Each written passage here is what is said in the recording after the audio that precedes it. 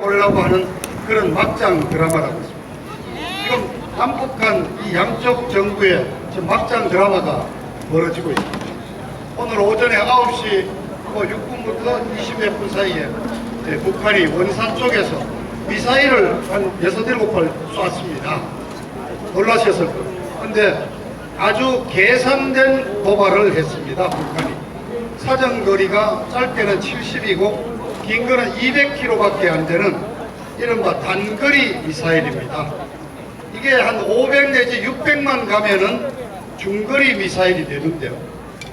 아마 들어보셨을 거예요. 노동이라는 이름이 붙는 미사일이 중거리 미사일에 들어갑니다. 그 정도를 쐈다면은 일본을 때릴 수 있으니까 문제가 되죠.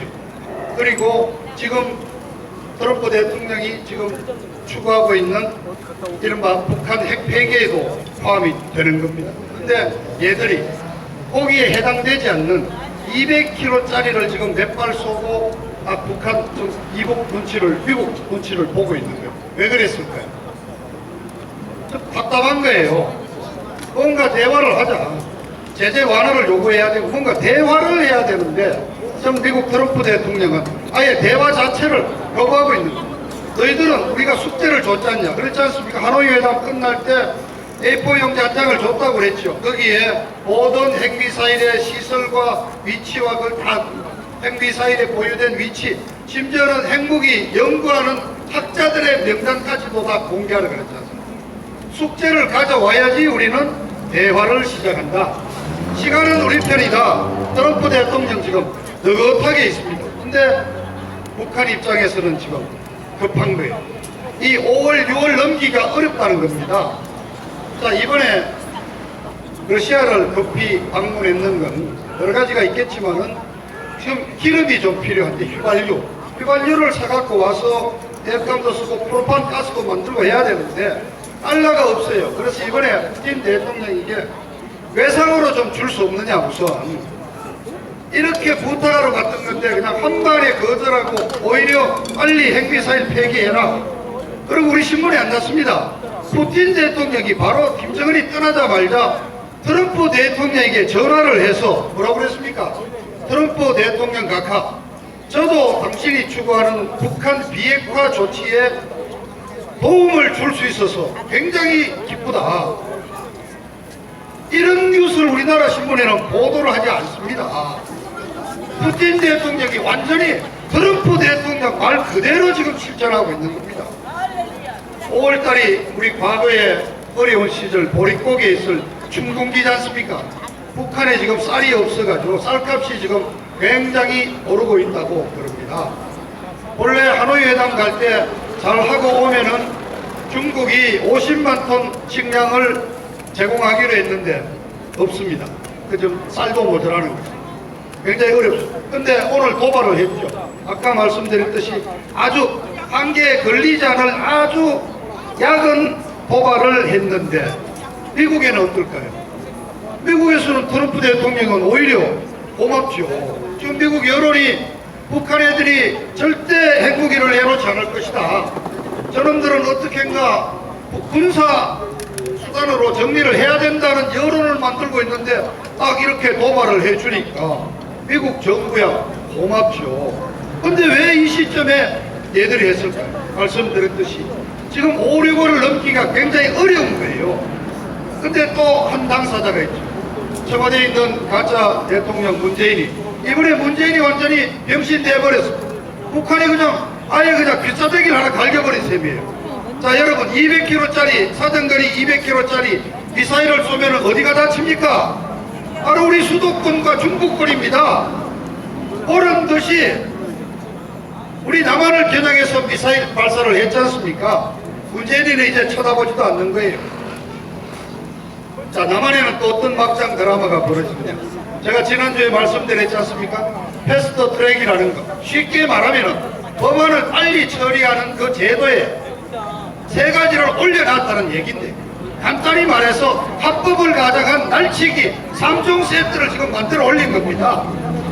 그중에 연동형 비례대표제는 간단히 말씀드리면은 군소정당에 20석 이상씩 다 만들어줘가지고 지금 제1야당인 자유한국당이 죽었다 깨라도 100석을 못 얻게 아마 기껏해봤자 한 80석 대회 얻는 정도로 만들고 200석 이상 개헌 의석을 확보해서 내년 상반기에 연방제 개헌을 들어가겠다는 그러한 업무를 갖고 시작한 선거법 개정이고요. 공수처는 뭐냐? 공직자 비리 수사처를 줄인 말인데요. 지금 수사기관이 여러분 알다시피 경찰이 있고 검찰이 있지 않습니까? 그런데 이걸 다 초월하는 청와대 직속의 수사기관을 하나 더 만든다는 겁니다. 여기에 검사 25명을 뽑도록 되어 있는데 변호사 자격 5년 이상이면 다 되는 거로 되어 있습니다. 근데 누가 들어갑니까? 바로 민변, 우리법연구회, 참여연대 이런 쪽에 있는 제야 변호사들이 전부 수사관으로 들어갑니다. 기억하시죠? 이런 수사관들이 들어가서 특검 때 우리 박 대통령을 어떤 식으로 죄를 뒤집어 씌워 만들었는지 이 공수처가 또 무서운 게 검사와 판사를 수사하는 권한을 갖고 있습니다. 자, 잡아 넣으라고 했는데 검찰이 제대로 안 하면은 그 검사 수사하는 겁니다. 또 잡아 넣었는데 실형 한 10년 때리라고 했는데 안 때리면은 판사 수사하는 겁니다. 그 다음에 수사권 조정은 뭐냐? 경찰이, 지금 현재는 경찰이 사건을 수사할 때는 검사의 지휘를 받도록 되어 있습니다. 그런데 이제 그게 필요 없습니다. 경찰이 마음대로 수사를 하고 정보를 수집하고 기소까지 할 수 있습니다. 그러면 검사는 뭐냐? 그 기소된 사건을 기소 유지, 재판을 잘 하도록 하는 역할만 하도록 되어 있습니다. 자, 이렇게 되면 어떻게 됩니까? 검찰이 완전히 헛개비가 되죠. 그 왜 이렇게 했을까? 그 윤석열이 같은 그 사냥개가 열심히 문재인이 지난 2년 동안에 온갖 노력을 열심히 잘했는데 왜 검찰을 이렇게 확 그냥 병신처럼 만들어 버릴까? 한 말씀 드리겠습니다. 검찰이라는 조직이 본래 정치 권력 조직입니다. 이네들은 어느 정권에서도 지들이 나름대로 국회의원을 몇 명씩 잡아넣고 하면서 정치권을 조정할 수 있다고 하는 그런 정치 권력의 속성을 지니고 있습니다. 여러분 기억하시죠?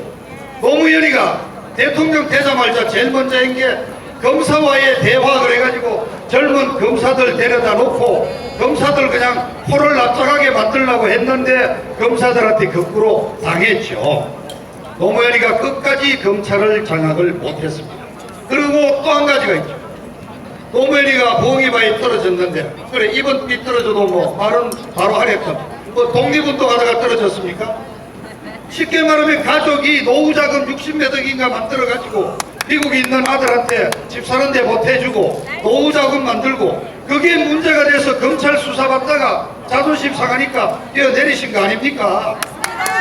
그래서 이 문재인 정부는 자기의 멘토인 노무현이를 죽인 게 검찰이다. 그래서 검찰에 감정이 있는 겁니다. 자, 그런데 검찰들 지난 2년간 열심히 사냥개 노릇했는데 이제 우리를 완전히 핫바지로 만들어 가만히 못 있는 거죠. 그러니까 검찰총장이 이제 들고 일났습니다. 자, 이 반발이 어디까지 갈까 예측을 할 수가 없습니다.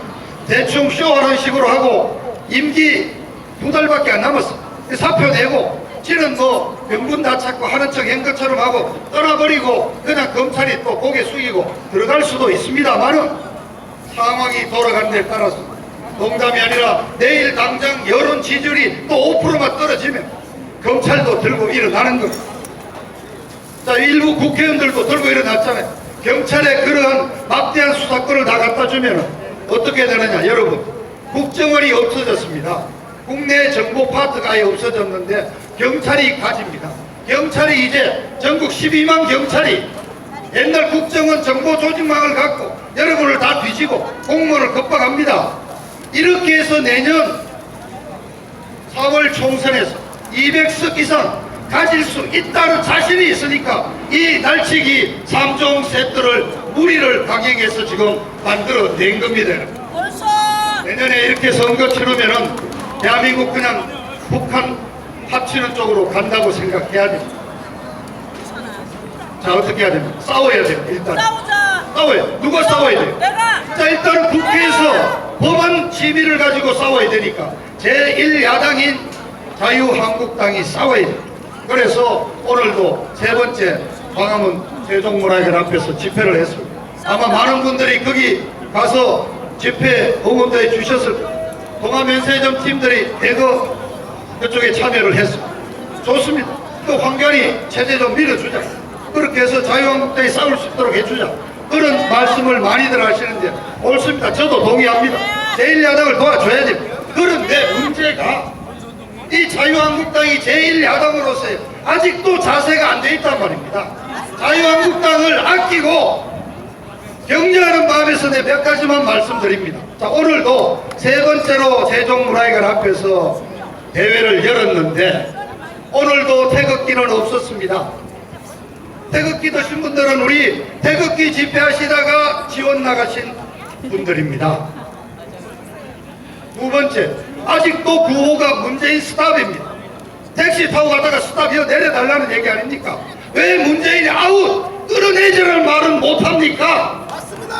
이게 자유한국당의 한계입니다. 그런데 또 그 구호 밑에는 전부 다 어느 지역 출신 국회의원 누구누구 구호마다 프랑카드마다 국회의원 이름 지금 선거운동합니까?